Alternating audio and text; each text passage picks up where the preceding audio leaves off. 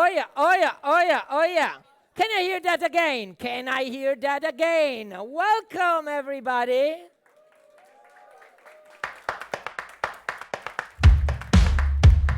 Kind of love it.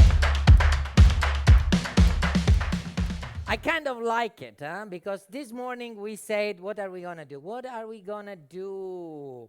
We're going to create the world day. And I'm sure, and I've seen a lot of content that went already out there on social media. I saw many of you have been tagging me. I really feel the Europe. I really feel the Europe's beat. Because you know what? You do deserve a great round of applause that after a long day, after so much creation, you're still here to enjoy.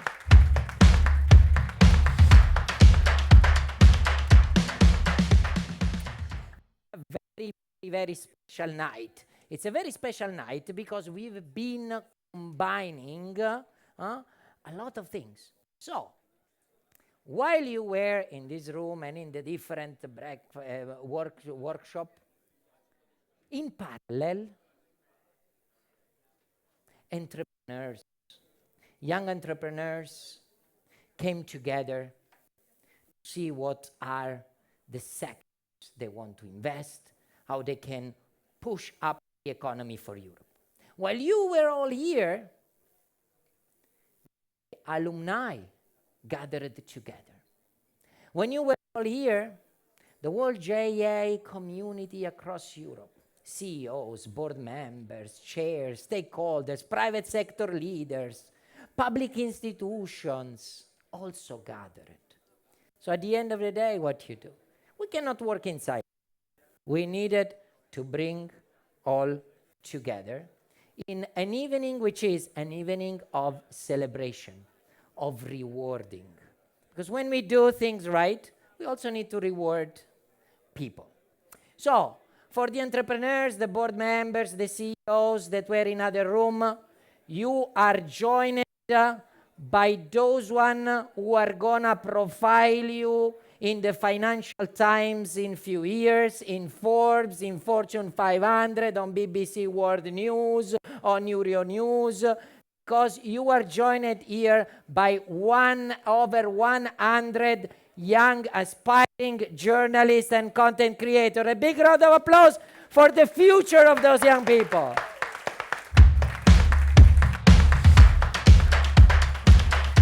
And this is thanks to DG Connect, the European Commission who has been supporting all the consortium partners that I also want to thank for their amazing work together with JA Europe. Big round of applause for the consortium partner of PulseZ.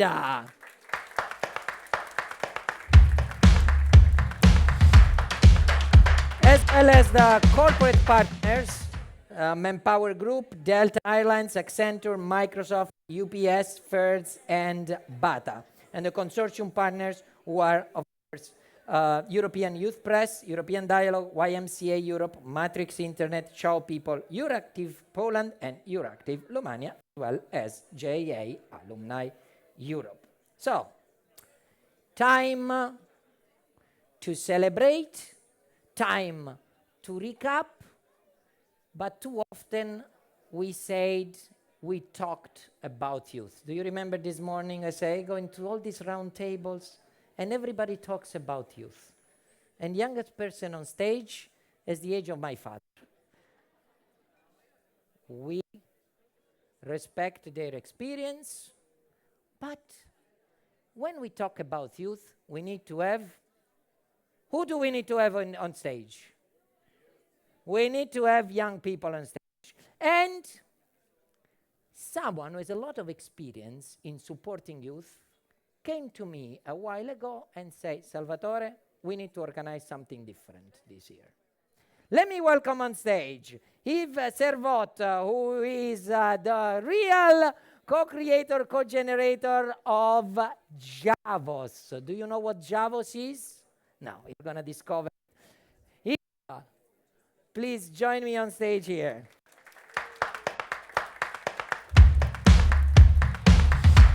I know you're already tall, I'm short, so I need to be.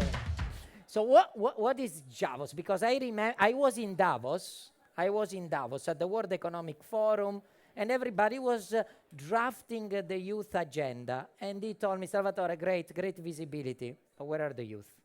What is Davos? Is microphone? Can we have the microphone, Aviv? Hello? Hello. Yes. All right, there it is.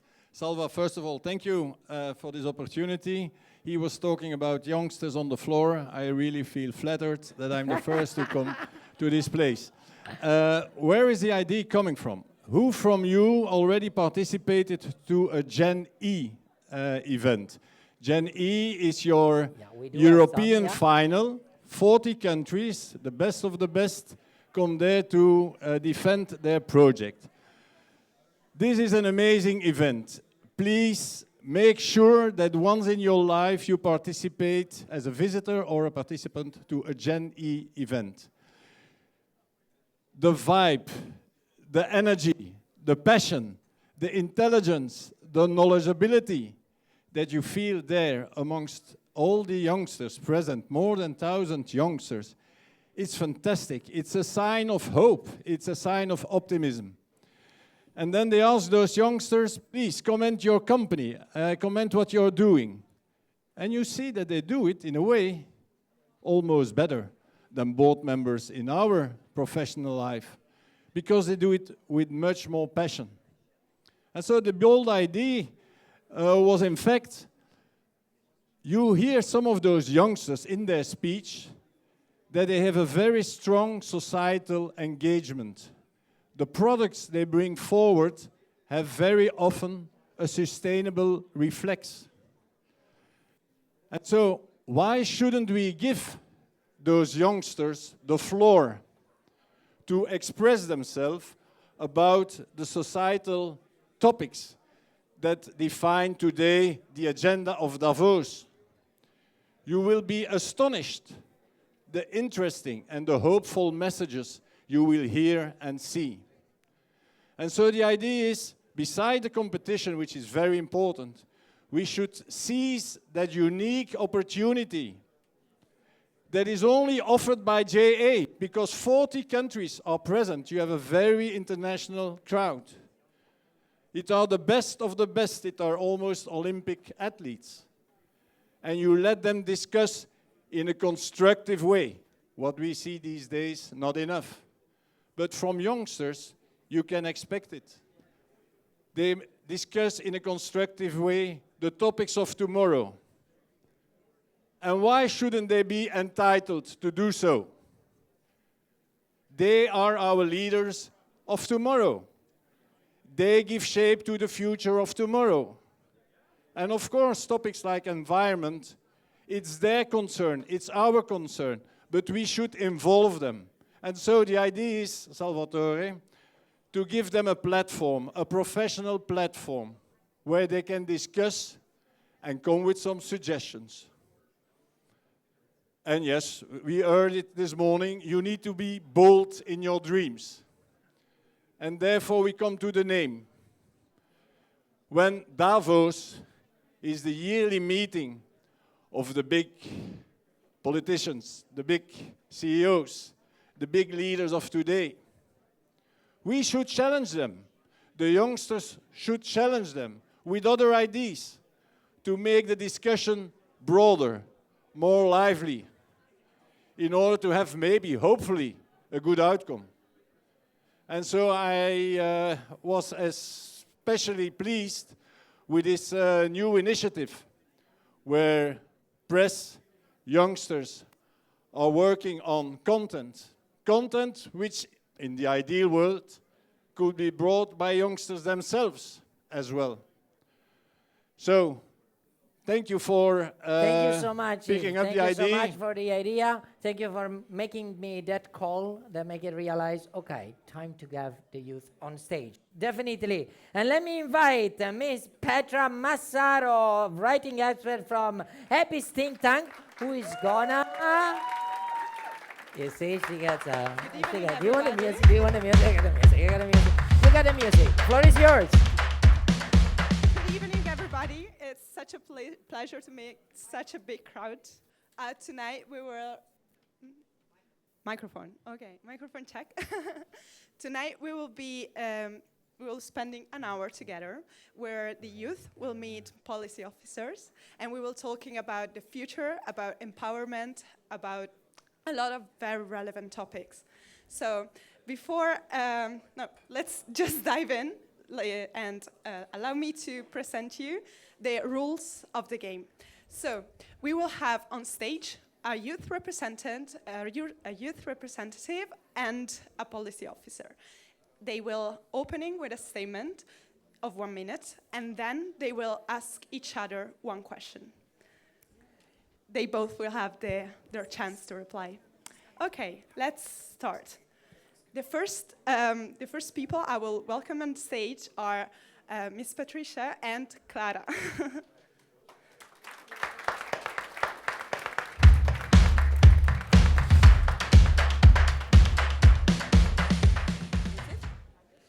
Do I have to sit? If you want. All right, we should have danced, right? Okay, so before we start, a bit of presentations. So our first conversations bring together Miss Patricia Perez Gomez de Lunay, from DG Employment, Social Affairs and Inclusion, and Miss Clara Jovanov, a content creator and podcaster from Croatia, passionate about storytelling and entrepreneurship. Together, they'll explore how young people can use digital platform to give visibility to employment challenges and opportunities in Europe. The floor is yours.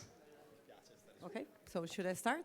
Okay, so I'll be very brief for a start. Just to say that basically I'm in charge of a unit that deals with the European Social Fund, and you would wonder what is the relevance of that here, but I think you would be interested to know how much money the European Social Fund invests in actually helping you, the young people. Promoting youth employment is definitely one of the priorities of the European Union. And for this, we are dedicating more than 11 billion euros. 11 billion euros that go directly to the member states so they can help you, many of you, to build your own enterprise, to be self-employed, or to have access to an employment, but not only just an employment, but if possible, to a quality one, and to improve the labor market and your transition to it. The European Social Fund in total is almost 100 billion with B, and then almost 12 billion of those are dedicated actually to help you to find the best employment you can find.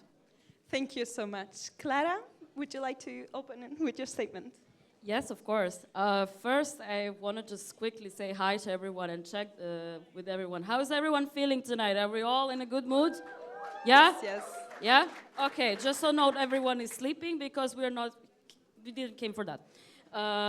Okay, so kind of like the statement that I carry and what I would like to discuss today is definitely the funding opportunities when it comes to employment, because we see the rise of unemployment, and that also comes naturally the initiative of a lot of young entrepreneurs wanting to seek more, and that comes with also the money obstacles that you are faced at some point.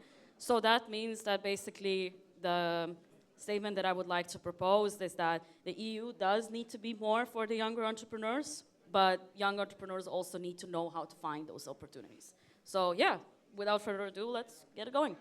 Thank you, Clara. Let's move to the questions. So. Okay, so because like personally, from my experience, a lot of people ask me about the opportunities that can be found in the EU, especially when it comes to entrepreneurship. I would like to know, what is it like the most effective way that the EU funding can be reached to the young entrepreneurs and young people? Because a lot of my friends, from my personal experience, they always ask me, how do you find this out? And it's always on most random places and websites, so it's not really clearly distributed. So I'm curious from your perspective how that can be easily accessible, but also what is your take on that? Okay, so, well, indeed, what the EU does actually with the funding to promote employment of young people is not to give directly the money to the final beneficiaries, but is actually to do it through the member states. So basically, it's the member states' authorities that set up the system to help young people. So that can be through, for example, public employment services, but also through specific projects that are very often run by NGOs or by foundations that are specialized in this. So I would say that one of the problems we have actually very often is that you benefit from those funding, but you don't know it's European funding because there are a few intermediaries, and therefore that's why we are very much keen on promoting also this communication and visibility. But basically the way you can access the EU fund is by directing yourself to the national institutions and organizations that deal with it. Thank you. Hey, do you have a question for the Yes, youth? absolutely. So my question to Clara actually is, since I understand that you are self-employed, so you are a creator, how do you see your personal growth over the next 5 years? What do you think are the main obstacles to grow professionally, to keep thriving? And how could the Commission actually help you? I mean, not the Commission, but how could the work of the Commission, the next initiatives, be helpful for people like you?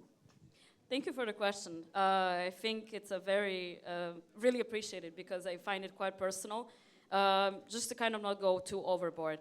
I think what I would love to see and happen is that the policies and I guess initiatives more from the US when it comes to the creators economy is being placed in Europe, but with the mind and also being mindful of the context that you are creating at. By that, I mean that, yes, I'm not supposed to be replicating like the policies and I guess all the kind of like the decision-making that the United States is like proposing, but it's more the fact that it's more like, I would like to see that here, it's being encouraged to think outside of the box and not always thinking of like the, I guess, not necessarily just logistical stuff, but also on the contextual stuff. I would like to see a bit of a mix of that, because what I often notice, especially I can say from the perspective of my friends who are, for example, from countries such as the Western Balkans, it's a very common thing to be very limited on that. And how I see myself in 5 years and when it comes to my career, I see it as a very dynamic and some type of career that is never ever changing. I have to like kind of implement a lot of new tools and really be super incredibly flexible. And that also means what needs to happen is that we have education, but also policies that are adjusted to the times we are living, especially in Croatia, like that. A lot of the things that I see here, they don't exist. And I would love that we have education system that actually teaches us how to be creators, and that it teaches you how to monetize your skill and how to make money out of that, and not just as, oh, I'm a content creator, that's nice. That's not the point. The point is for you to actually learn what's the economic side of things. And One last remark? Yeah, no, I'd like to catch up on what you said. Yeah, please. I'm happy that the young people have a lot of floor, but I also want to answer back.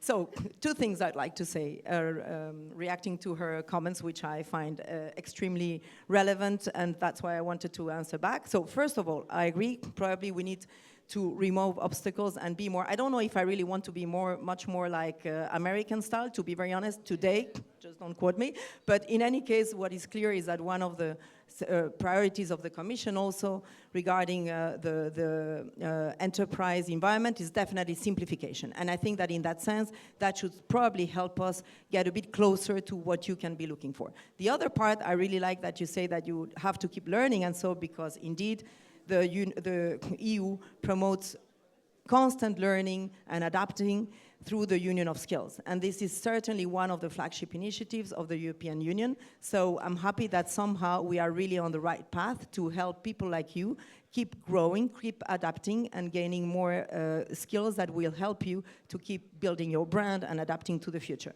We're getting there.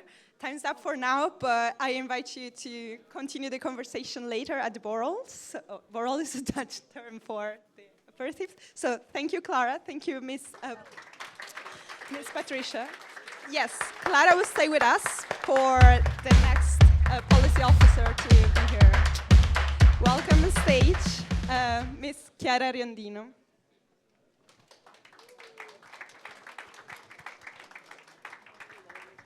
We're off tune. This is very unlikely for us. So, welcome. Thank you. Ms. Chiara Riondino is Head of Future of Work and Youth Employment Unit at DG Employment, Social Affairs and Inclusion. You're a leader in shaping EU strategies for young Europeans entering an evolving labor market. You're joined again with Clara, which we've met already. So the floor is yours. Mine? All right. So first of all, thank you very much for inviting me. I don't have the same kind of money that Patricia has, so I'm definitely less interesting. But I work on future of work and youth employment. Youth employment, I think everybody knows what it is. Future of work is maybe a bit more difficult to define. So allow me a story maybe, and an experience that in 2016, which is a long time ago, in Davos, there was a forecast by the World Economic Forum that said that 80% of children in primary school then would be in a job that does not exist in 2025. So we are in 2025, and you still have largely the same jobs. I mean, there are a lot of new jobs, but not 4 out of 5 jobs have gone out of the window. We still have dentists, hairdressers, teachers, chefs, dog walkers. We are the same people. On the other hand, nobody would have predicted the arrival of generative AI, and that is a real game changer. So I am a bit in the business of looking at the future, but we don't like to make predictions. So we like to see what is happening now and how what we are doing now will shape the future, because the future is not something that will happen to us. The future is something that we will create together, and you will have the most responsibility in that. Thank you so much. In this wave, Clara, what's your statement? Okay, so the rise of the AI that we see here today, and also considering how the youth employment specifically has dramatically changed, we are facing a graduation crisis among a lot of us, and people who are even overqualified and overskilled. And it's also the other side of the spectrum as well. So my statement is that EU Commission should take a new strategy and approach while implementing the AI to actually ensure that there is more places for young people to get employed, because obviously it's in everyone's interest to actually act accordingly with the EU values. So I find that to be very important, because I think we reached a point where we cannot go back to what we knew, and we have to implement that it serves us the best. Thank you, Clara. And let's go to the questions then. One question to the youth? Or, yeah, oh, sorry. Oh, no, and no. one question from the youth. All right. So I'm curious, from your perspective, what would be favorable actions that EU Commission can basically take, considering the rise of the AI and everything that goes around that you think that they can act upon now, because it is ever changing? Like, what is your take on that? I think that we really have to look at AI as an opportunity. I am in the optimist field. I'm sure that it will be extremely disruptive, and I'm sure that there are very big risks, especially for the labor market. But I think that there are more opportunities that we should dig into. And this is what we are doing now at the moment. We are trying to understand where is the balance. We are trying, first of all, to ask people what they think. And it will not surprise you to say that when we asked a lot of people in Europe with this instrument that is called the Eurobarometer, that it's supposed to represent what people think about things that we ask, young people were overwhelmingly more positive about AI. But what they also said is that they want the AI to be in check. They don't want tomorrow to respond to a robot as a boss. They don't want to have an intrusive boss that is like having somebody on your shoulders that said, well, you're not typing fast enough. Well, You are having a toilet break now, but you just had one half an hour ago. Imagine the potentiality of such kind of monitoring. So the first thing that we are doing is we want to stop that. We want AI to be human-centric and to be in the service of people and young people, and not drive what we must do. And then, of course, there is also the other aspect of more disadvantaged youth that risk to be even more left behind because of lack of literacy, lack of skills, because as you said, everything is changing and people need to not only be good at something, but they have to be good at something while interacting with technology. So this is what we are looking at as our main challenges. Thank you for the insight. And one question for the youth. All right, so that's my opportunity. I would ask Time you were waiting for.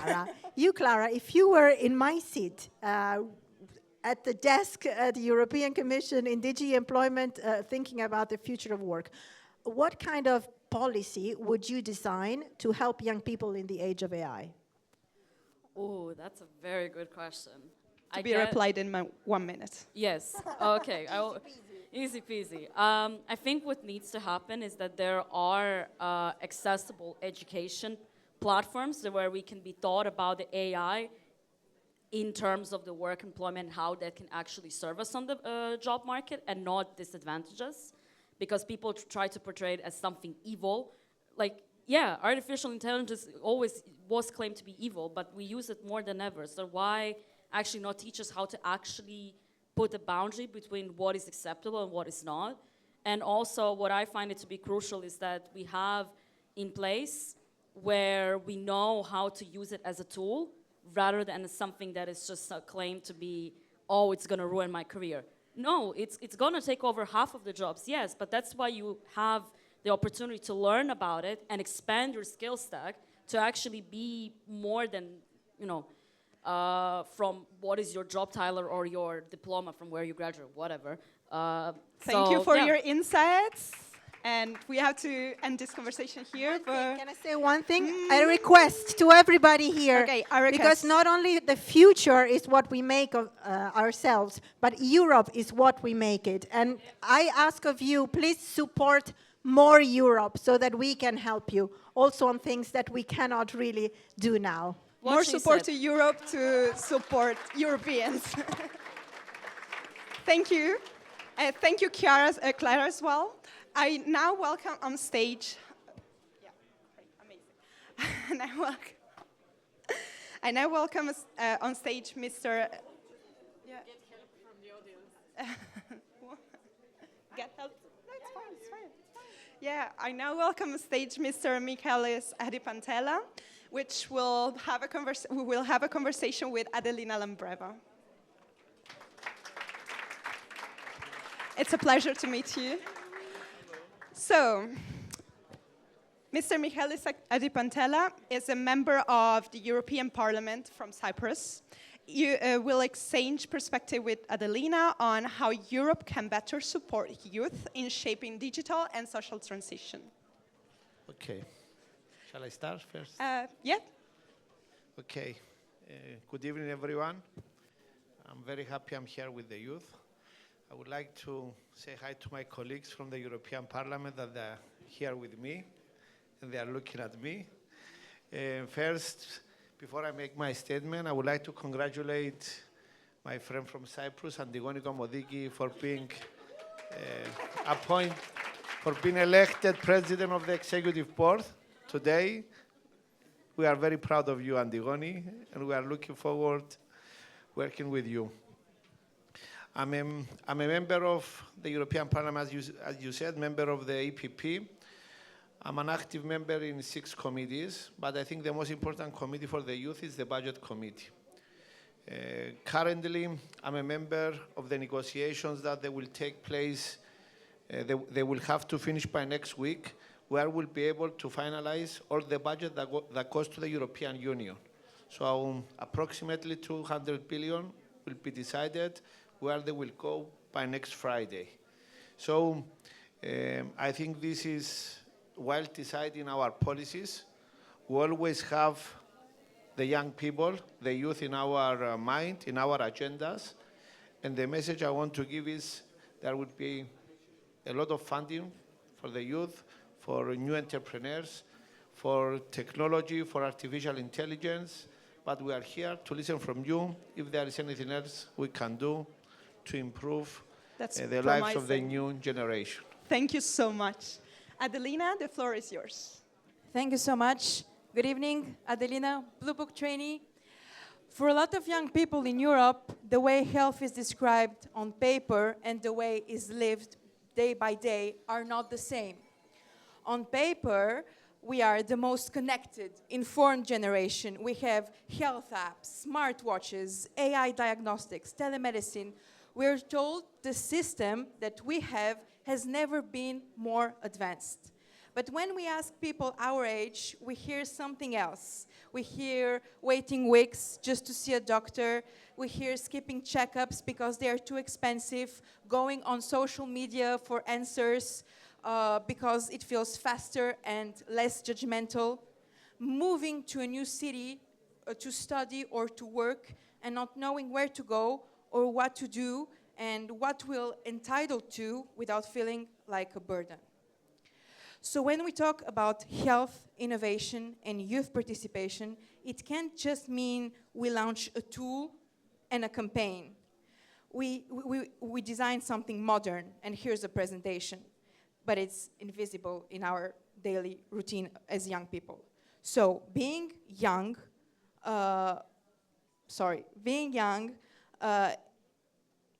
we want to be in the room.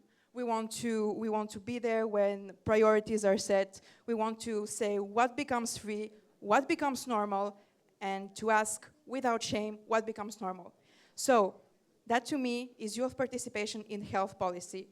It should be upfront, and we should be told this is what you have actually access to.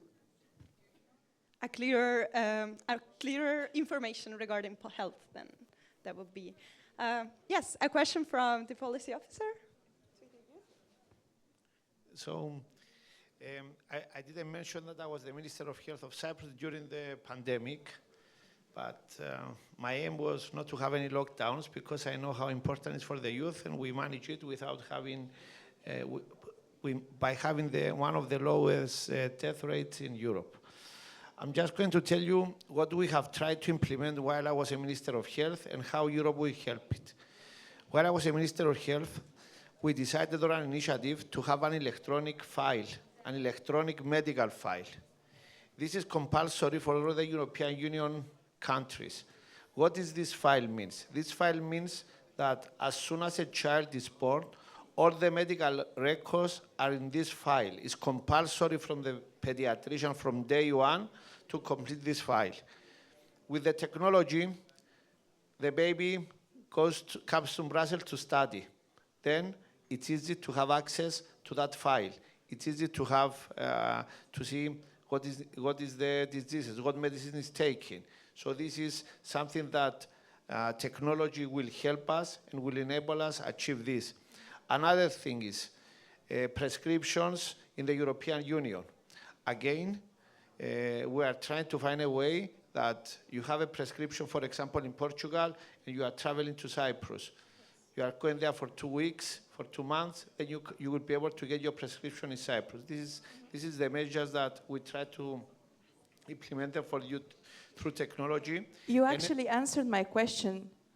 My question was exactly that. So if you have a question for me, ask me. The question is, what exactly we have to do to make you engage more and engage more with the European Union, and as well, what specific needs do you have? So we'll be able to implement them by the end of my term. Listen to us more.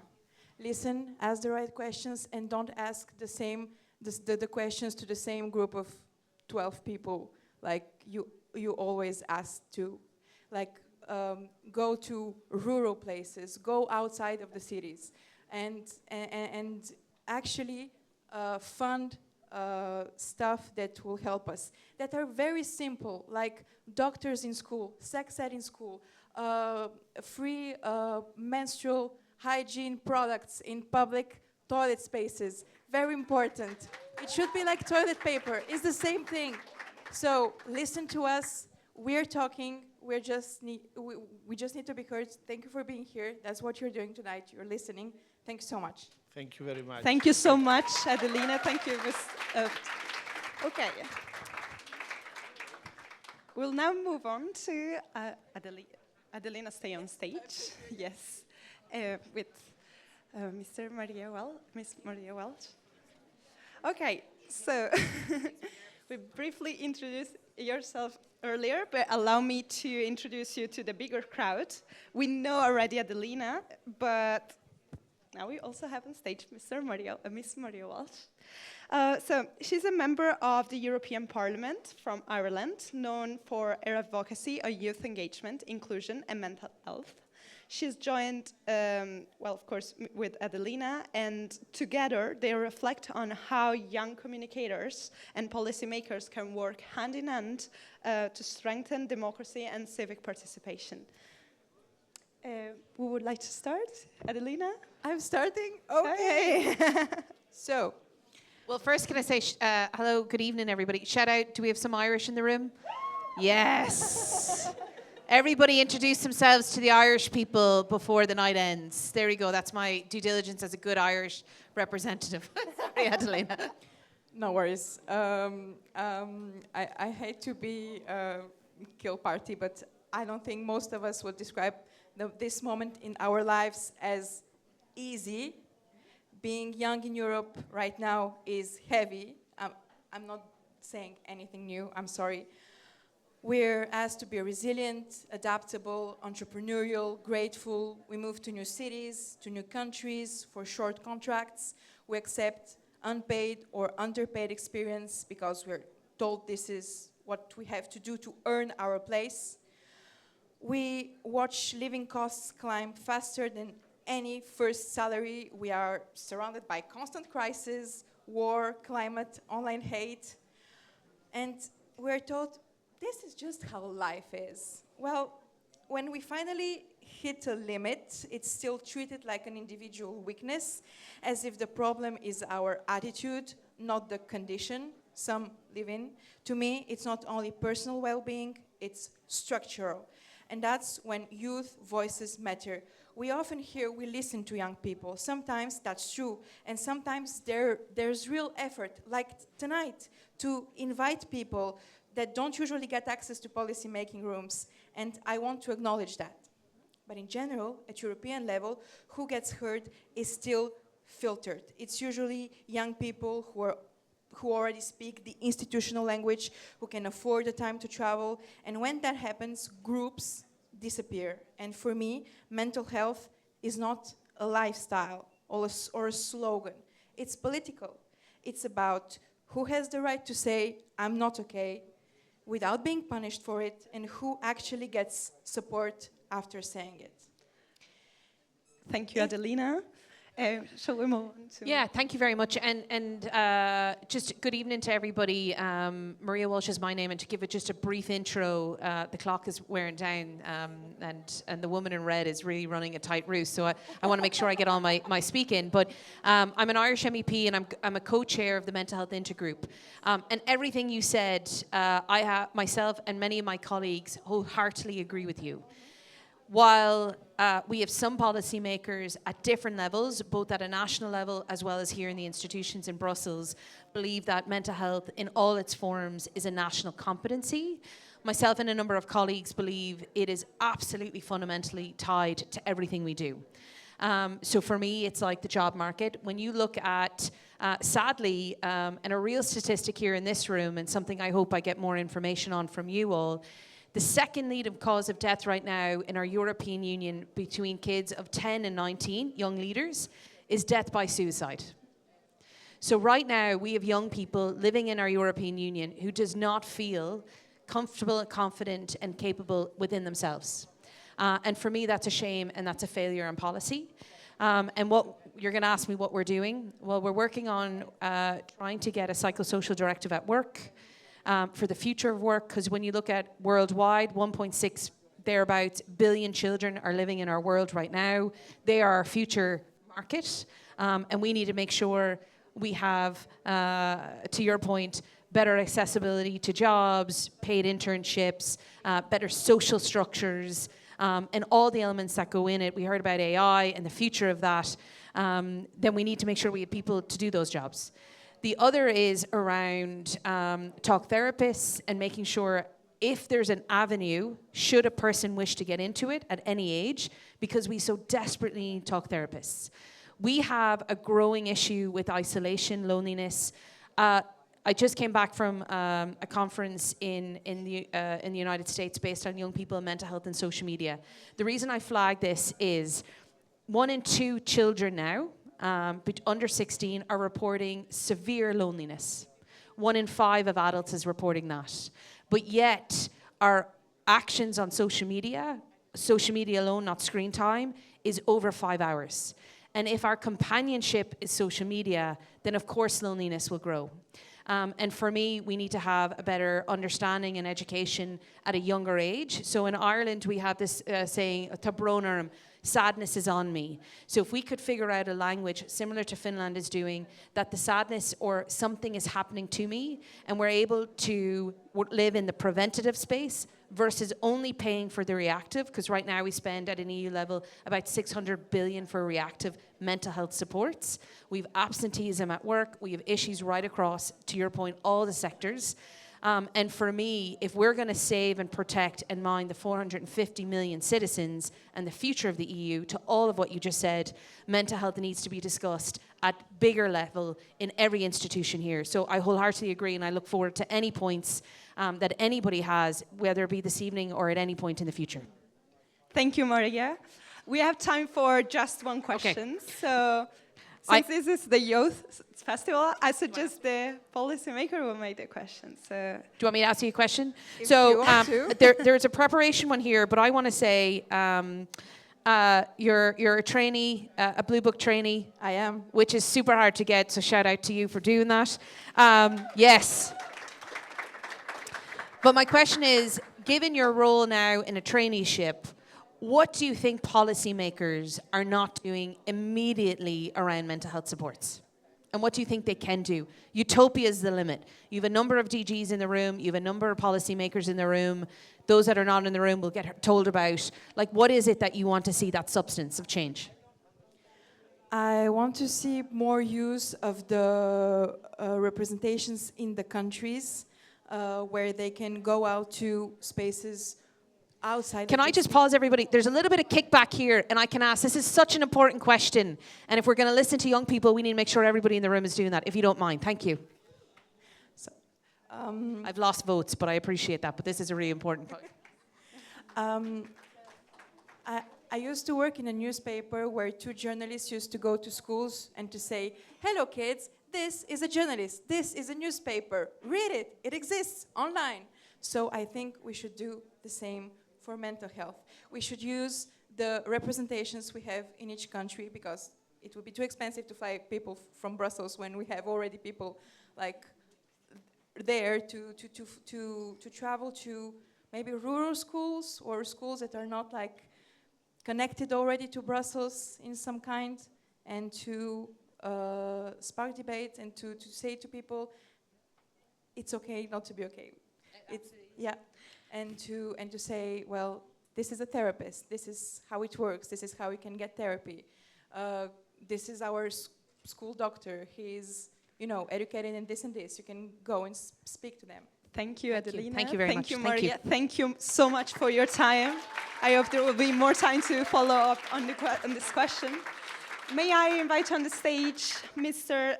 Schulmeister and and Silvan.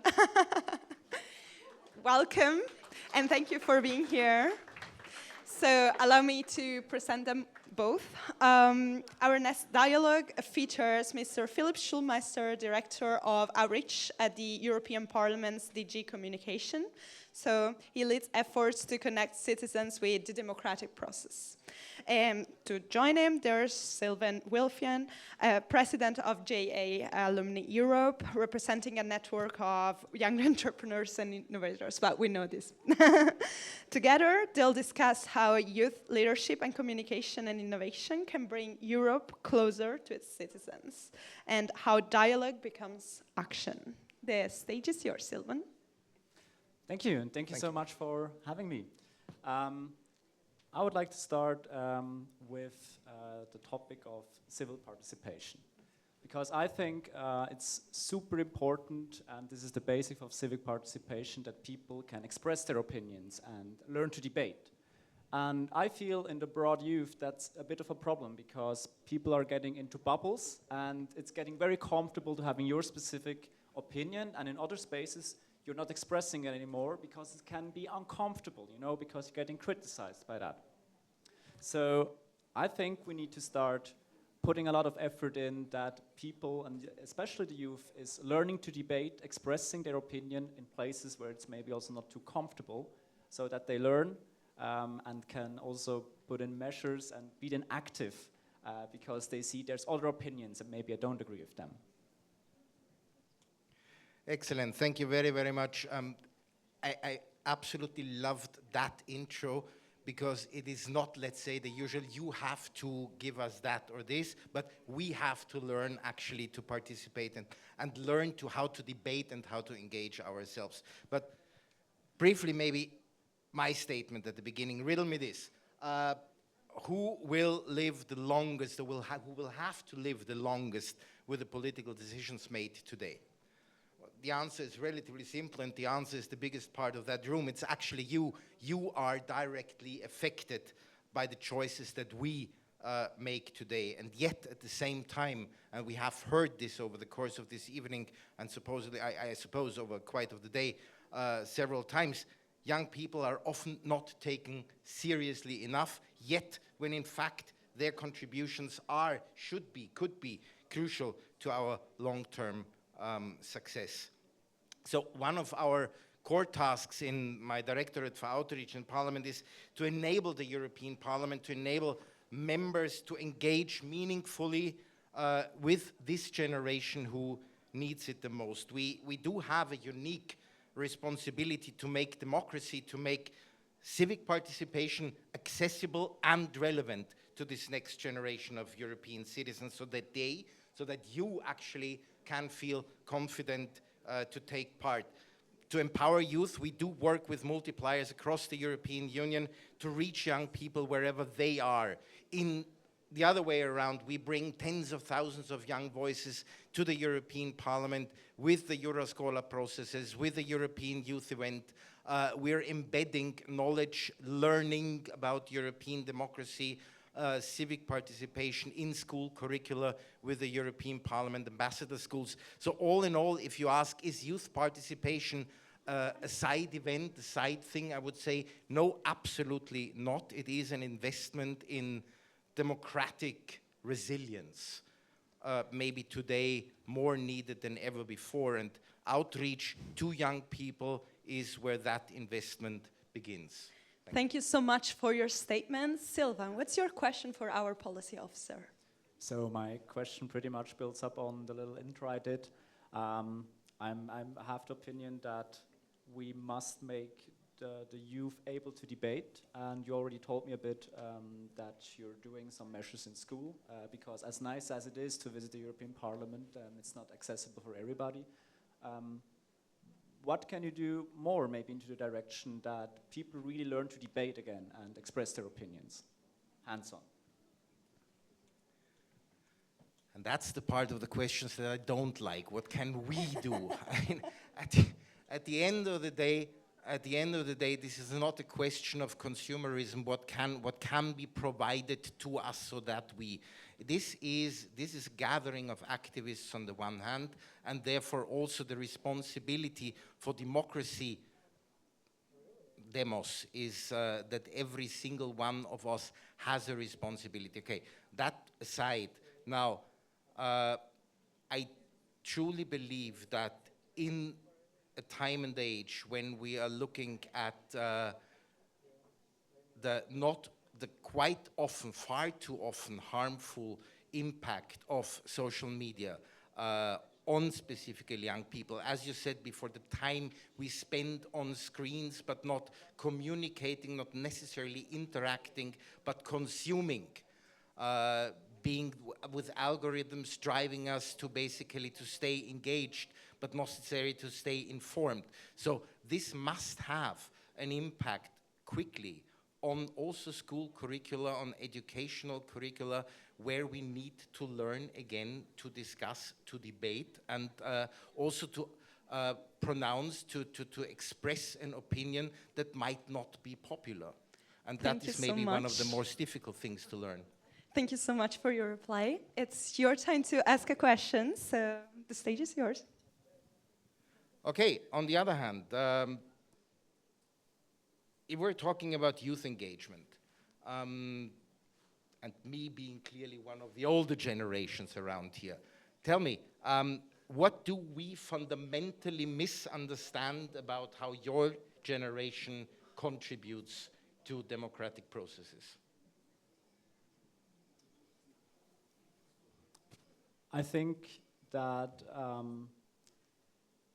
a lot of youth have the feeling, and I agree quite much that it's a wrong feeling, that the changes, when they go to vote, that it doesn't have an effect, you know, with policymakers not adhering to things they promise. And they see that, and I think it's even getting more and more visible towards with social media and a lot of communication. So I think there would be a higher participation if just maybe policymakers sometimes would promise less, but fulfill the things they're doing, and it promise more and doing half of it. Full stop. Okay. Agreed, yes. Thank you so much for your time. Sylvan, stay here because we have one more policy offers for tonight. Thank you. We will move on to our last policy officer. That would be Yuri Ratas. So please be welcome on stage. Welcome. So we know already our Sylvan, but we don't know Mr. Yuri Ratas. He's a member of the European Parliament and former Prime Minister of Estonia, a strong voice for civic engagement and education. They'll discuss about how to turn ideas into impact and move from local to European leadership. The floor is yours, Sylvan. All right. I actually would like to talk a bit about how democracy works and technology is influencing that. Because I believe that democracy is built on narratives. So who can convince whom which story is true? And those narratives historically are built in communities, lately by institutions, but nowadays they're built by algorithms, which nobody controls, and most definitely not we. And in the European Union, we care a lot about regulating, and that's good.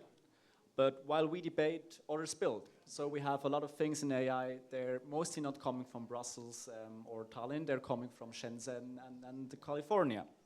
Now this worries me a bit because not only we're losing maybe track technologically, but also about this narrative, which is so crucial to build this democracy. And I think it's a question of the role we want to have. So do we accept the role as Europe to say we're the dependent regulator? So we value our values, which we have, but we risk that we're losing the control over it. Or do we want to compromise maybe a bit our values to get our foot back? Because currently I think we're trying to lead in regulations, but at the same time lead in the best innovations. And personally, I think that this strategy is not paying out till now. Mr. Ratas? Thank you. And thank you, and it's so great to be here. My point is that across the Europe, 1 in 5 people they are young citizens, and yet too few policies are created with them or from them. Children and young people have the right to be heard in all matters that affects their lives, for education and health and the environment and digital safety. Their participation is not a question of rights. It is also a foundation for a stronger democracy and more forward-looking society. In every EU member state, there are opportunities to participation through your youth or children councils. They are often created by the local authorities which decided how they function. But because the rules and impact of this council vary greatly, even with the same country, the influence of the young people remain uneven. In some places they can truly make a difference, in others their role is mostly symbolic. If we truly want innovation and democratic renewal, we must listen to young people and include them in every stage of policy making. And that is why it is so important, in my opinion, to encourage young people to take part not only in the youth councils or communities initiatives, but also to understand the power of voting. Voting in elections is the highest from participation in modern democracy. For example, in Estonia, we have the e-voting since 2005, by voting a local, national, or European level. Thank you. So, Silvan, what's your question for Mr. Ratas? My question also, again, builds a bit up on my initial statement. So maybe it's two sub-questions. Do you agree on my observation that you can't lead in policy, like in regulations and in innovation at the same time? And if you're not agreeing, what would you prefer, leading in regulations or taking some risks and leading in innovation, especially in the AI field and technology there? I think we have too much regulations today in the EU. We are over-regulated. We are really over-regulated. And for example, in the parliament, we are quite often we are saying that we must cut this bureaucracy. And if I have only this chance to choose regulation or innovation, like you asked, then I always choose innovation. But if I could say only one or two words about the AI, I think that AI is important. AI is here to stay. We are using it in every field. And what's the problem? That we haven't our own, I mean the European AI. And that's the question, who is the owner? We must protect our personal data, we must protect our copyrights, we must protect reputations, people's safety and law, but actually these headquarters are quite far away. Thank you. And what would be the question for Silvan? Yes, my question is the same, what I said before. And across Europe, many opportunities exist for young people to join youth councils, forums, or some other initiatives. Yet we still see low engagement. And my question is, what do you think? Why so many young people remain passive when it comes to taking part in democratic life? What we could do in the European Parliament or in different national parliaments that the young people will more and more active. All right. I see, I think, two things which may be possible, and also a bit from my role in alumni. I know how difficult it can also be to convince young people to actually participate in something super nice, right? What I experience, and I know mostly it's going to be organized quite differently among different youth organizations, but what creates an amazing spirit in the alumni organization we have is that it's by alumni for alumni. So also that you give a lot of ownerships actually to the youth, because they then deeply care about, have a fire in them burning for that, and with the fire can go to other youths and infect them with that in a positive sense. So not that it's coming top down and say, here's this nice thing, youth, please join, but really also have youth people trying to find them to build that up, because they will bring their people with them. That's, I think, something which I would embrace. Thank you so much to both of you for being here. This concludes our conversations for today. It was a pleasure. I'll I will give the stage back to Mr. Negro. Yes, yes, yes.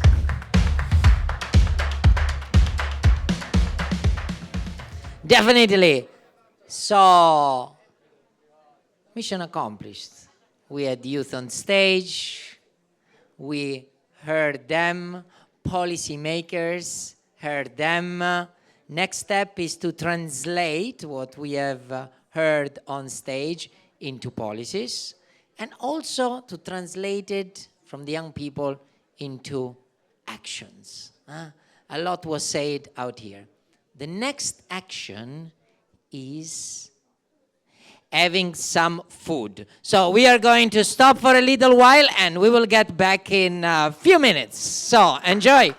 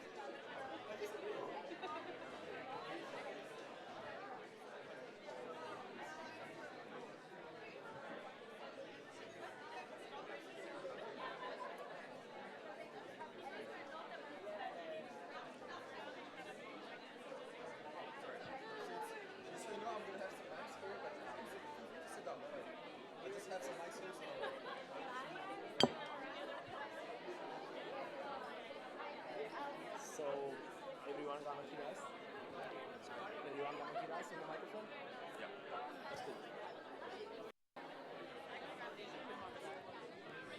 choose. Yeah, just go like this.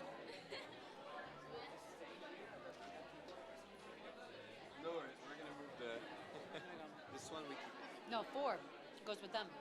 For them. Oh, it's theirs. Okay.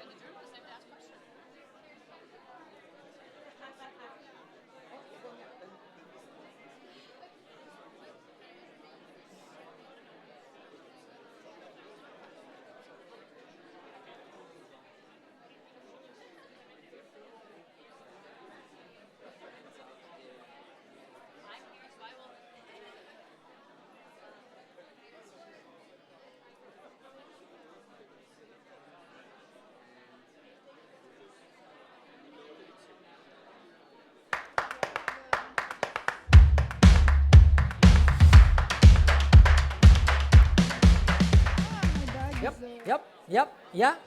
So, What do you need? did you take some action here? Did you eat some food? No. For 2 reasons. Either you have it in your mouth, so you cannot say yes, or you didn't like it. Did you eat some food? Yes. They did have some food. So we are entering in a second part of this evening. Can I have your attention, please?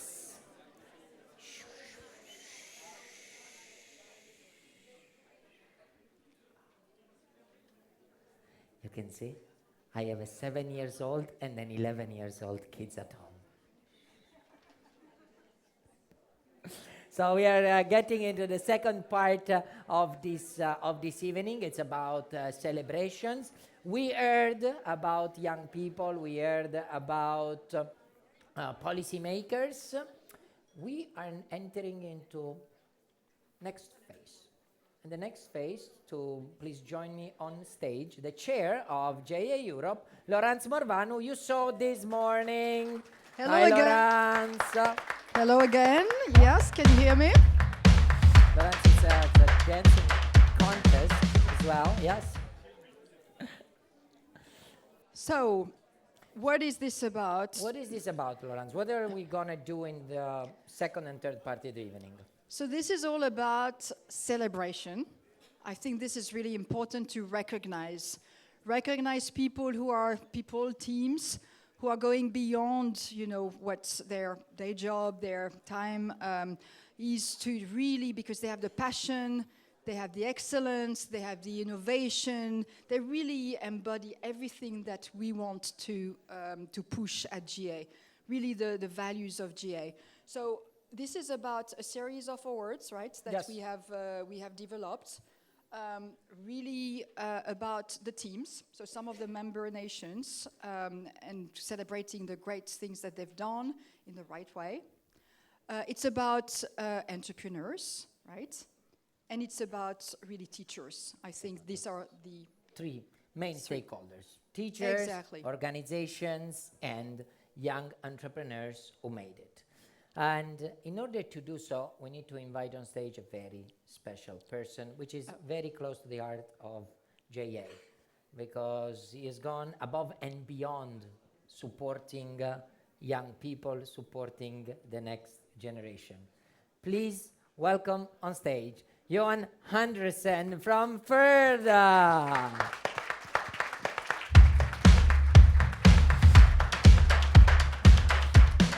Thank you so much, Johan, for being with us tonight. Thank you so much for supporting young entrepreneurs, definitely.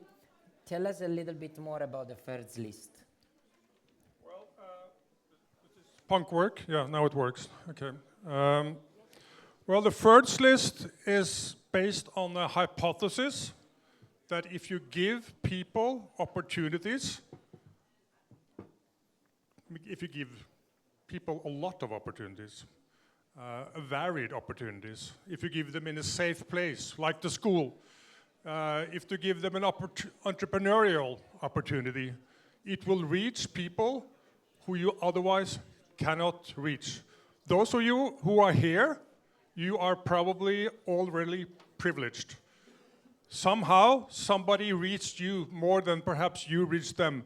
But there are millions of youth out there who needs to be reached with new opportunities. And that is what First List is all about. The people on the First List, who you will meet very soon, they are stars already.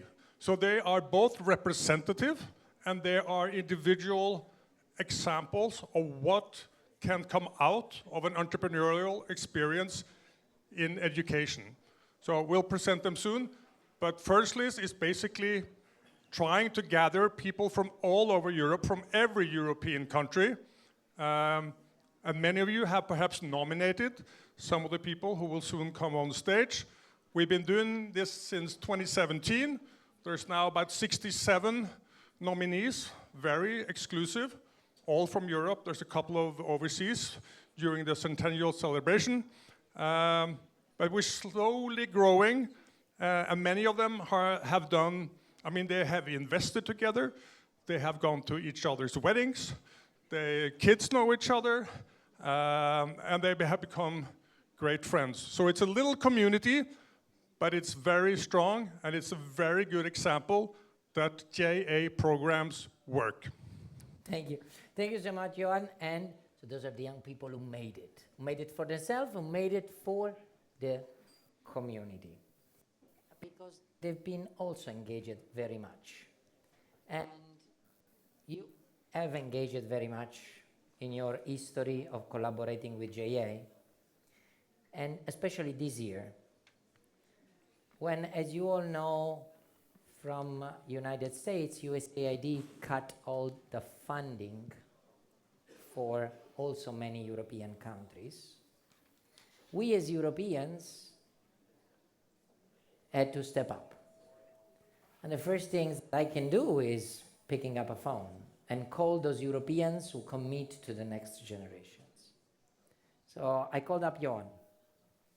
And when we were struggling in Ukraine, in Moldova, in North Macedonia, in Serbia, in Georgia, because we didn't have any funding to operate, well, you and the Norwegian Property ASA have committed $1 million.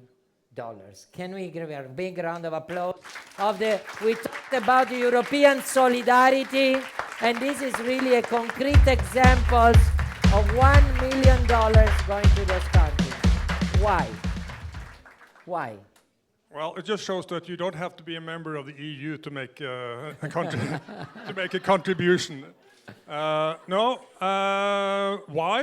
Well, I think the why is obvious. I mean, we have 151 people employed in Ukraine.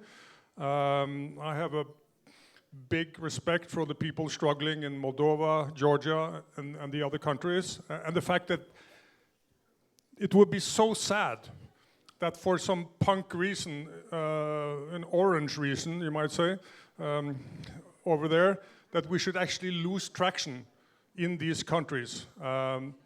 So basically, we were sitting, I was going through my mail, and this was after, or during a wet lunch, as we call it. So John and I have been out hunting, and I said, I need $1 million. And John says, I can do $1 million. And everyone was like, really? Because he never volunteers money, ever. So I said, and I knew that next morning he would have forgotten all about it. So I said, let's split it, 50-50. And he was like, okay. So that was a deal. So I guess the lesson here is that you have to ask the question, you time it perfectly when people are in extremely good mood, perhaps a little tipsy. That doesn't hurt. And they're good people looking for ideas. Many of them have so much money, but they're lacking good ideas. And he's a self-made entrepreneur. I mean, he's worth like 18 billion euros. So, I mean, he's got money to spend. But often he doesn't really dare to engage. So it's easy for someone like me who can say, well, let's do it together. So let's do it together. That's, I think, the and it's making a significant difference in the life of young people in the countries, definitely. So thank you so much for your solidarity. But, so we're here to welcome back on stage, young people, Johan, of the first list. Do we want to go through it together, and we can call the first batch of the first list honorees? Yes, let's take them in the number that you have them listed here. Ricardo, Andrea, and Georgie. Ricardo, Yeah. Costa, and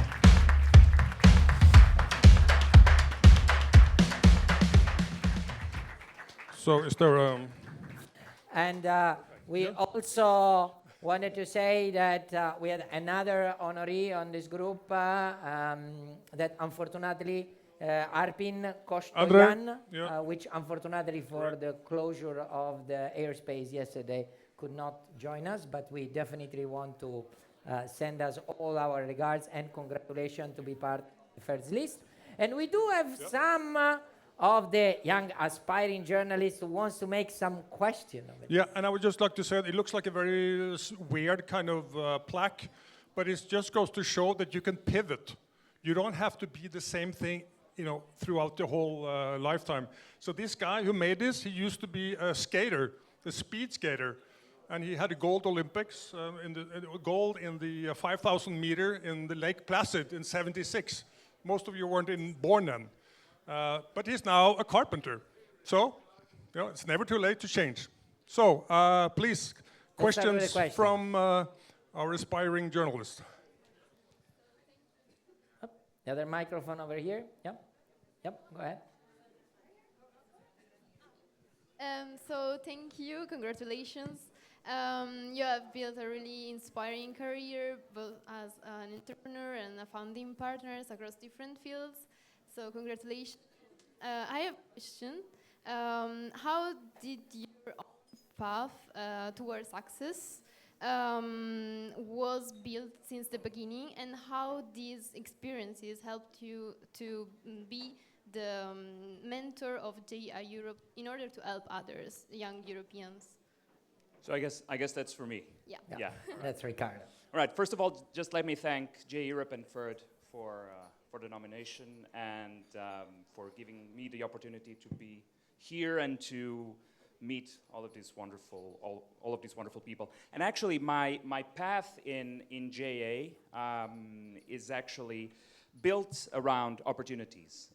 It's built around the opportunity that was given to me, and I tried to give back that opportunity, and that is something that has been fundamental part of my life. With whether funding JA Alumni Portugal, being vice president of Alumni Europe, or Alumni Honoris, so I've been involved a lot, and trying to create opportunities for others, because that is something that has been given to me, those opportunities. And that's something that I encourage all of the young students here, all of the young alumni here, is to, because you have been given that opportunity as well, try to always create opportunities for others. So that's my path along the way, has always been made out of opportunities, always try to create opportunities for others. Thank you. Thank you. Thank you, Ricardo. So the next question. Hi, I'm Leonardo. First of all, congratulations, Andrei. So I have a question regarding the entrepreneurial mindset. I know you have a great career already. You are the CEO and the founder of Fedoriv Marketing and Innovation, and also United 24.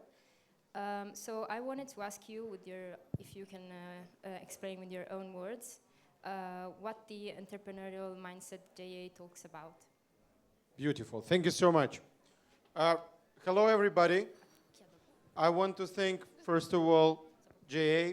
And for me, it was a life-changing experience 30 years ago, maybe. And if we speak about the mindset of the entrepreneurs, there is a lot of beautiful blah, blah, blah, blah, blah about that, yes?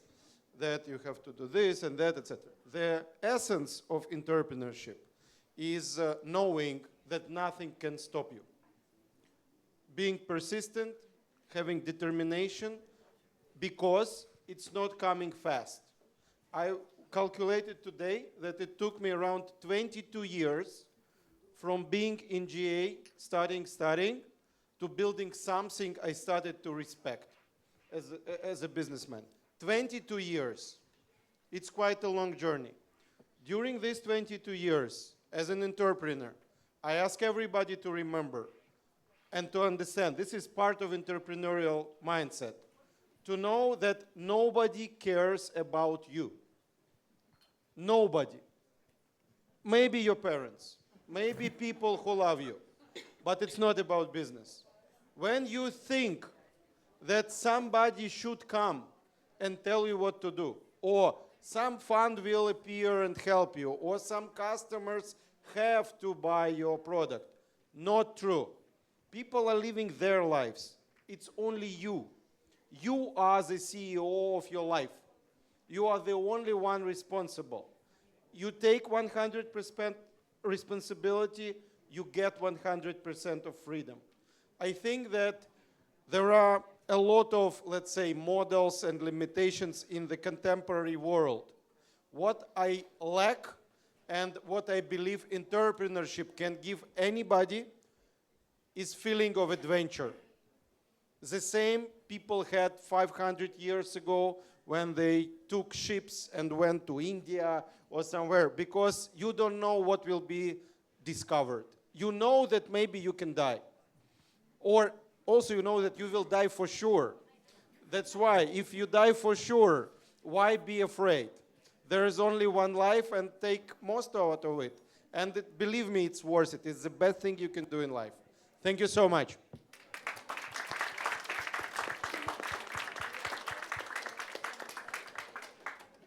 Hi everyone, I'm Robert, the editor guy from the afternoon, you know me. Surprisingly or not, I have a question for Georgie. It's a short question, don't be afraid. One fact about him, he's also a doctor and an entrepreneur. And I would say that, I admit that it's very important that we have people like him who are making money in the European Union and are promoting the values and the good practices. So I have just one quick question about you. And how do you manage to combine expertise and, you could say, hobby in an idea for business? And what do you think it's important for young people to combine these two elements, business and passion, together? Thank you. Hello, everybody. First, thank you to Salvatore, to Johan, to JA Europe for the opportunity to be here, and of course to JA Bulgaria, Milena and Irina also. So first of all, good question. It's really, I shouldn't be actually here, never dreamt about that, because I'm a scientific guy. You know, I'm a gynecologist, I do evidence-based research, and usually entrepreneurship doesn't go well with evidence-based, so it's all dream-based. But actually, because of that, a lot of good ideas stay on the bookshelves, stay like a diploma. And this is how my journey started. I started with a PhD thesis, but it's about your question, it requires effort, a lot of effort, but it makes it easier when you have a purpose. Yes, it's very often said about the purpose, but it's true, because when you have a purpose like me to save the life of almost 500,000 women, then everything comes very easy, and everything is more durable and more hard to overcome. But still, you know that you can do it. And the key for me is to advise to the young people: go to medicine. It's not so scary. I know that there are a few guys here that maybe may listen to me. And also go to AI, because we talked a lot about AI. But I think that we talk about it very superficially. I'm not sure that we as a European community have gotten deep into the AI field. And the reason is that AI is a strategic tool that must be a priority for the leaders like you and for future leaders like these young people there. And I think that we should realize that, yes, it's a well-known fact that it's the fifth revolution of humankind that we are living in the moment. The first one was 70,000 years ago, and the last two were the last 70 years. So we are very lucky to be alive during this time frame, and I think Europe should gain the most of it and compensate for everything that that still lacks, because AI is here to test our democracy, and I think we should have this test. Thank you. So, just hang on a second. Of course, I forgot to tell them where you come from. No, I think we have hopes for Ukraine, and we have high hopes for Ukraine, Portugal, and Bulgaria. Yeah. So please give them a hand. Take a picture, Karan. There is a...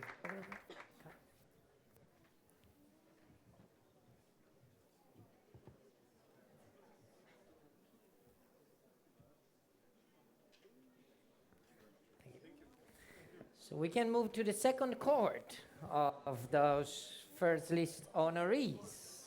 Don. Okay. You ready for yes. announcing the second cohort of the first list honoree 2025? So first we have out Dominic Sherrill. Dominic Where are you? Sherrill. Dominic. There he is.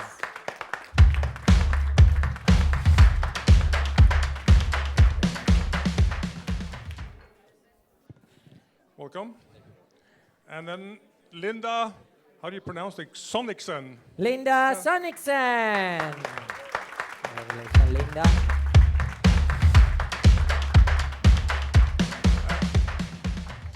And lastly, Mantas Viclius. Mantavicius. All right. Welcome.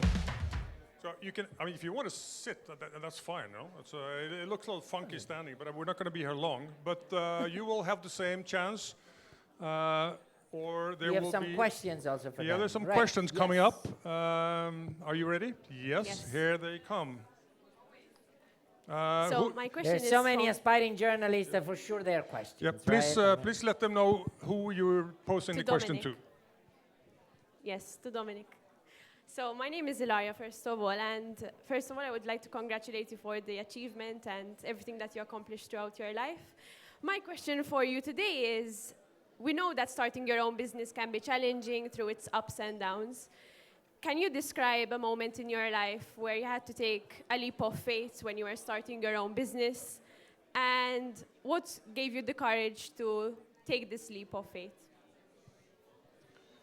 That's a really good question. Of course, because failing and the ability to adapt things when it doesn't go well is part of every daily life and part of entrepreneurship.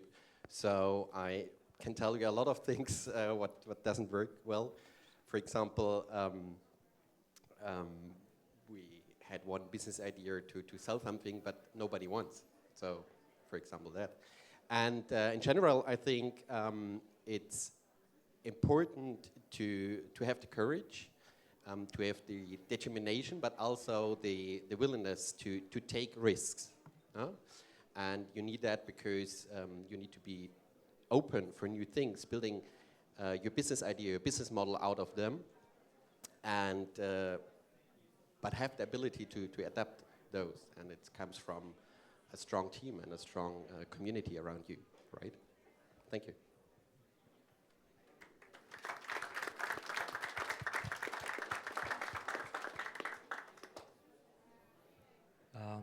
Linda? Yes. Congratulations. Thank you. And I have one question regarding failure. Everyone knows how important is failure when you do business. But I would like to ask you, if you want for sure, to describe for us a hilarious, funny story from your journey in business and what you learned from that story. Thank you. Thank you so much. It's a quite important question to raise, I believe, when we're talking about entrepreneurship. I have had some bankruptcies and failures in my past, and I can tell you the stories, but we're not going to be here all night, so I won't. Instead, I think I will say that in this forum, I think it's good to say that in each failure lies an opportunity to learn, right? However, I don't think in my JA journey that's the most important thing. I think for me it has been the community, it has been the network. We're always talking about young people have to create their networks. And just for for the teachers and for the CEOs that are here tonight, what your job is to start a fire in the classrooms, but it doesn't end there. 20 years ago, I participated, but it's not necessarily only what I learned in that classroom that created the entrepreneur I am today. It's the network of the J alumni, especially J Alumni Europe, that has formed me into what I am today. To have peers that are in your corner when things doesn't go your way, to explain to you and pull you aside and explain, yeah, the bankruptcy doesn't define you as a failure, but it makes you a brave person that dare to fail and then move on from that. And I don't think I could have done that without the network that I've created through the last 20 years. So I think that's where I'm going to leave it at. Thank you so much.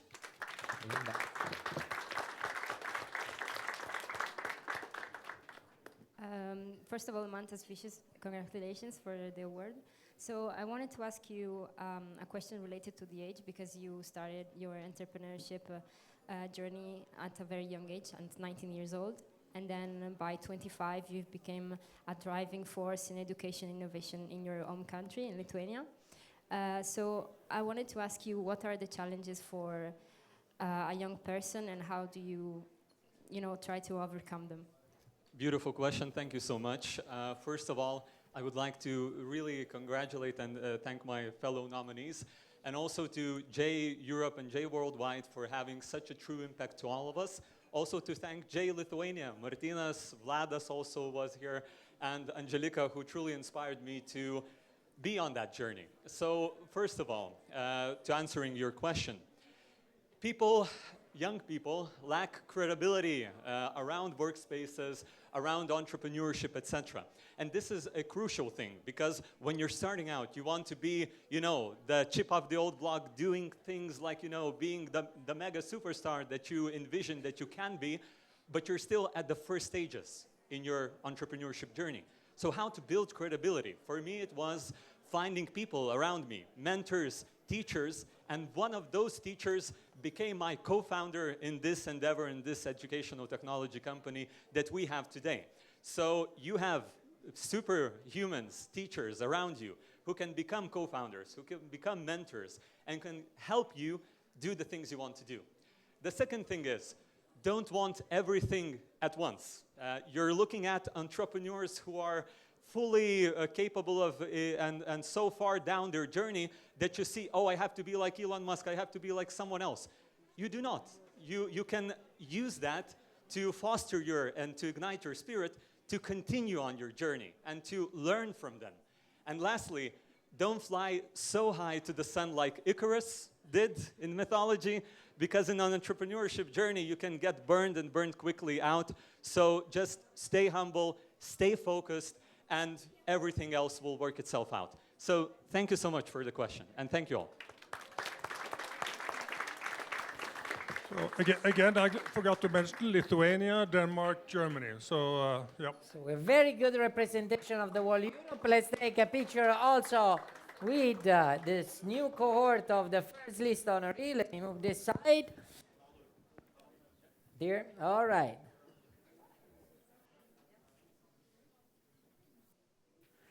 The young people who made it, thank you so much. The first list honoree. Very few closing words. Johan. Well, of course, I always forget what I'm supposed to say here because I get the script, So, the bridge funding of the, what I call the, like Georgia, Ukraine, North Macedonia, Moldova, etc., that has to be founded going further on, because it doesn't look like USAID is coming back anytime soon.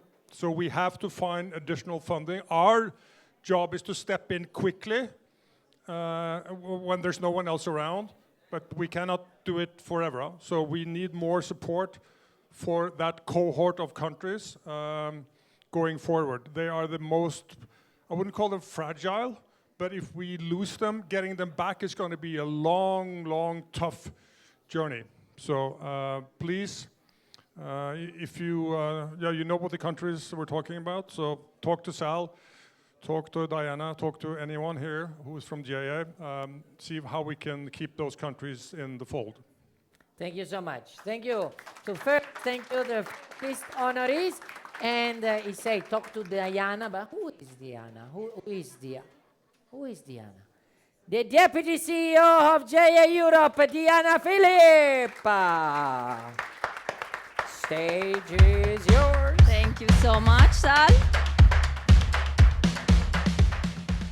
Good evening, everyone. What an inspiring evening. And Johan, you are really, really a role model for all of us. And what you've done for this cause of Ukraine, for the Feds list, is very, very inspiring. So thank you so much. Well, you know that those young people who've been here on stage, they've been once in school, in our JA company program. And they got the opportunity to be part of Junior Achievement thanks to a teacher. So I'm here to introduce the next award to teachers, and I'm so grateful to them. We have 84,000 teachers that are involved in the JA programs across the 42 countries. And we cannot thank them enough for the amazing work they are doing. And for that, I'm so grateful to UPS for giving the opportunity and the recognition to teachers. They so much deserve it. And it's my great honor to invite on stage Chelsea Allison, who's the Vice President of Human Resources for UPS EMEA, to announce the award. Thank you so much.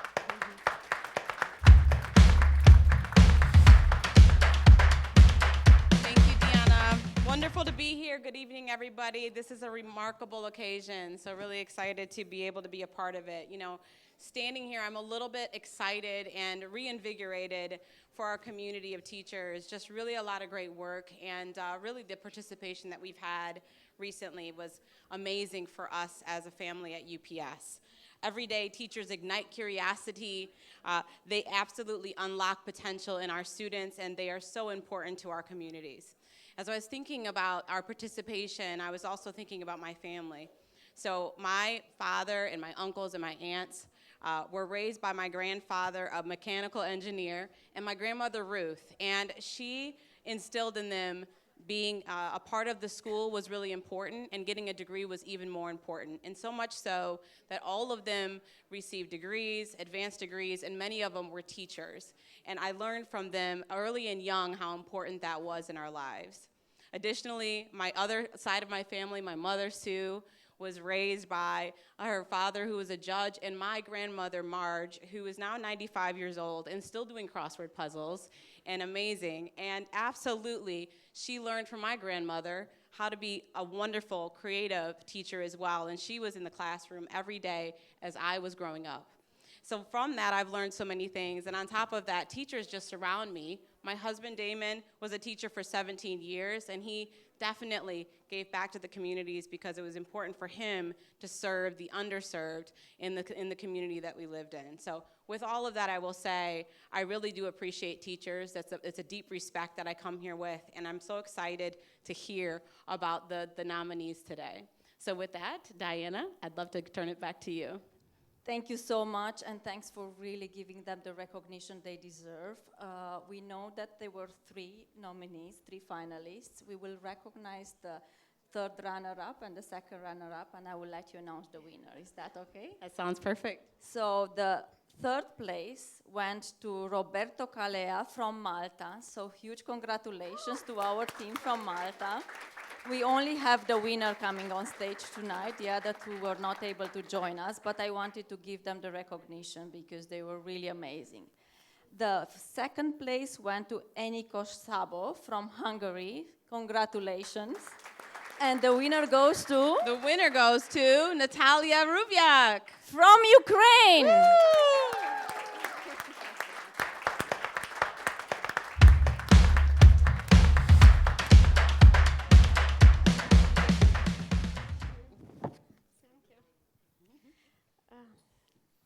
Hello. I'm Natalia Rybak. I'm Ukrainian. My life formula is simple. I love what I do what I love. I always follow the call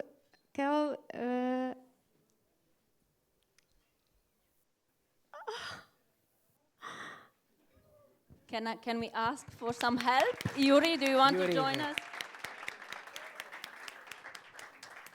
scale of my heart and enjoy every step. Pray for Ukraine. Glory to Ukraine. Glory to the heroes. Слава героям! Thank you.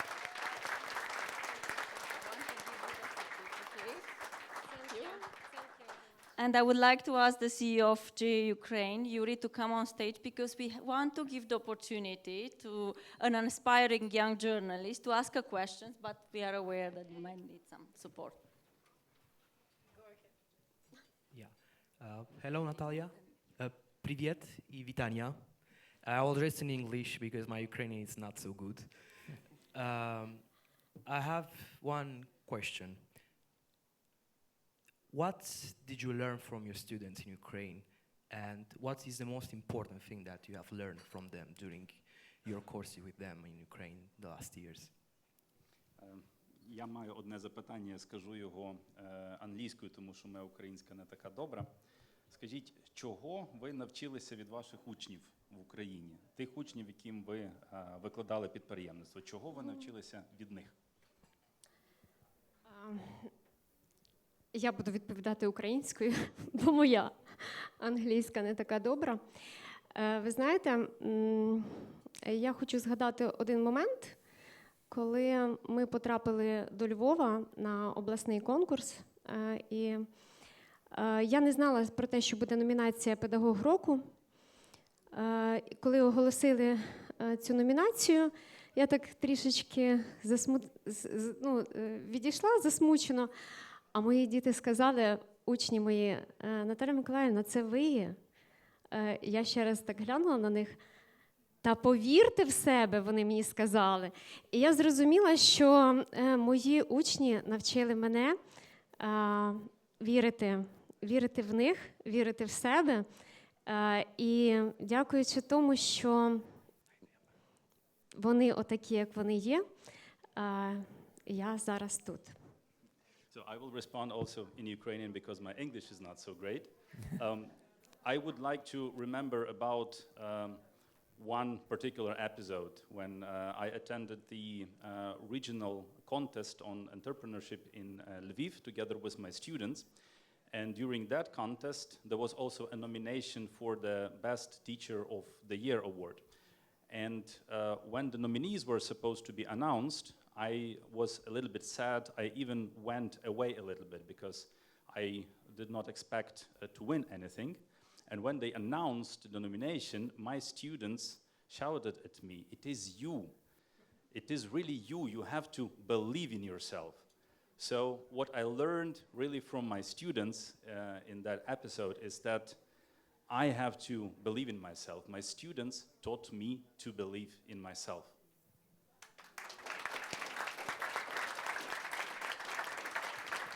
The picture.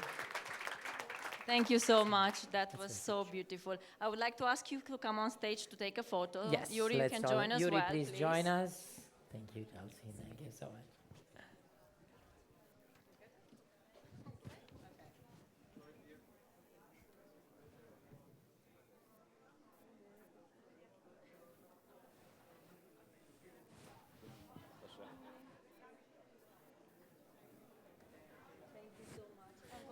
Big round of applause. Big thanks to UPS for supporting the Teacher Award also this year. Gave a lot of awards. We have a lot of awards. We had a lot of people, alumni, Teachers. teachers, What's next? youth. So what's next? What are we missing? You heard about Do you these remember? things. Many of you say, what is this JA people here? What does the JA people do? Well, JA is made up of over 40 organizations in Europe, over 115 across the globe. She is the leading entrepreneurship, work readiness, and financial health organization in the world. And this is because of the work of teams. Teams who excel in quality, teams who are committed to the next generation, to provide opportunities, because we truly believe that talent is universal, but opportunities are not. So now we move to the award of the best organization, the TJ Bata Quality Award. And to do that, let me welcome on stage Elvira Pignal, which is a trustee of the Bata Shoe Foundation. Thank you so much for joining us. Isn't it, Elvira, is it hard every year to say which is the best? Of course it's hard. There are many good candidates. We have great support from you and the team to help us, but we have the pleasure every year of looking through some fantastic motivational letters, some pretty good data, and just really think about who's running up and who should deserve to win that year. And I can tell you, you know, in JA, we have over 4,000 different employees across the globe. In Europe, we're close to 1,000. We have over 80,000 teachers we are working on. So they are all thrilled for this moment, right? They want to see, but who is the organization in Europe gets the Bata Quality Awards? Do you want to give some hint about this organization? What is it doing? I can give some hints as to why we chose the winning organization. I'm going to read from some notes, but it will not reveal, I think, necessarily unless people will jump up and down out of recognition. We've seen from this particular organization a really outstanding track record for setting the strategic direction, for really powering through in its program for innovation, for the entrepreneurship learning, and doing so under the leadership of a very strong and determined CEO. We looked also at some pretty clear expansion of impact across the country, an ability to reach out nationally and really see that kind of crawl through the veins of the regions with impact. We've also looked at the ability to navigate a really good relationship with the national and educational authorities, to reach students and to do so effectively. And then to integrate AI not only as, and we've talked about AI plenty this evening, and to integrate it not only into mindset, but also into a specific program that really rewards AI solutions in the companies that and categories that come out of the students' imaginations there. And then above all, and this weighed in a lot, this organization proved that there's a track record of doing this year after year after year. So after much discussion, we arrived. We have Europeans here. Yeah. Shall we bring them to go around Europe to Shall discover? we? Yes. Can we have the video to bring them around Europe to discover, which is the TJ Bata Quality Award?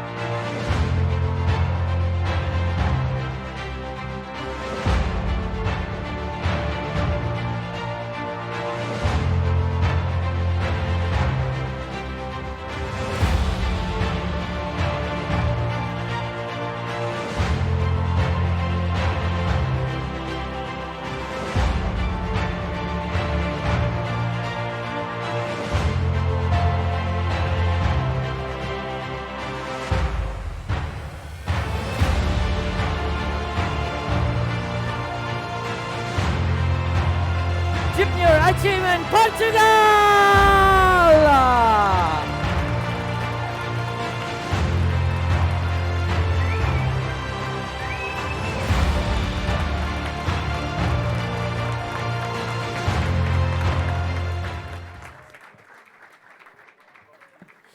Can I ask also the CEO of JA Worldwide, Ashish Advani, to join us on stage?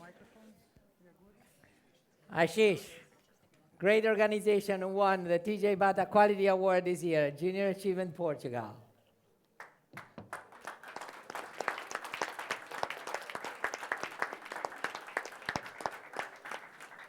Gonzalo Duque, the CEO, do you want to say a few words? Where is the microphones? Can I have a microphones here? And then I'll also leave Ashish for some concluding words. Me first? Yes. So thanks a lot for the recognition. To be quite honest, I'm a little bit surprised, and I would love my team to be here because they are the ones who really deserve this. But thanks a lot. I will share it with them. Thanks a lot to JA, to J Europe, to all the support, and of course JA Worldwide. Thanks a lot. Thank you, Gonzalo.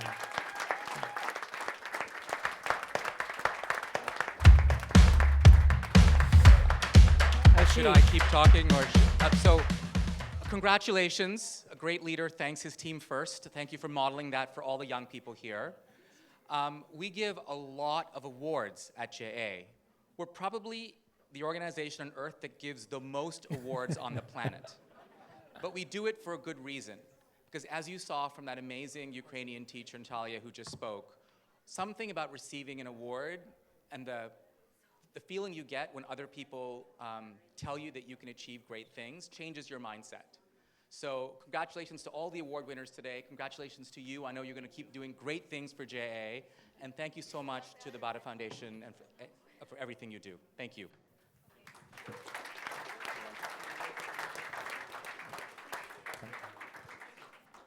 So we are about at the end of this great event.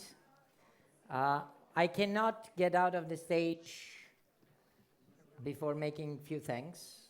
And one of the thanks I like to make is to one person who is also leaving very soon the board of JA Europe.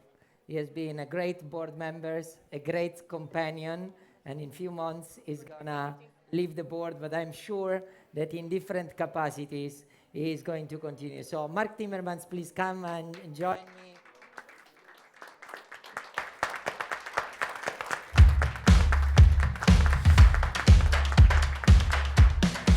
Thank you so much.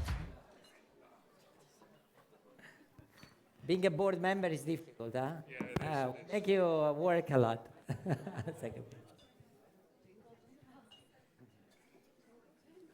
Thank you for your service. Thank you very much. Last, but not least. Organizing such a big event for 2 days now, consortium partners who have put a lot of efforts. Can we put a big round of applause for the consortium partners of PulseZ, please?